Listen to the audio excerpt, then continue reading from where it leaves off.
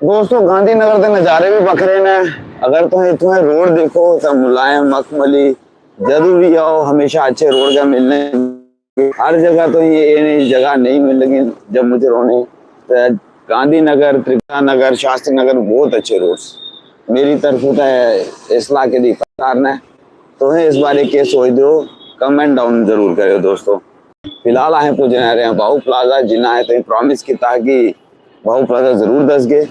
पहले हम फिलहाल ये जी चिट्टी बिल्डिंग था मेरे लेफ्ट साइड देख सकते हो, ये है दोस्तों बाहू प्लाजा दी नॉर्थ ब्लॉक। ये अगला साउथ ब्लॉक और ये अगला गुप्ता टावर। नहीं गुप्ता नहीं, कोई XYZ टावर दोस्तों, मेरा ना एग्जैक्ट चेता नहीं है। चलो फिलहाल आहे तू करिए बाहू प्लाजा च एंट्री। दोस्तों हूं आहे अपनी स्कूटी लाइए पार, थोड़ा पैदल घूमना है। अगर तुम्हें बाहू प्लाजा करे चक्कर लाना आते हो तो ही कमेंट करिए जरूर दसो। चलो फिर दोस्तों, धन्यवाद।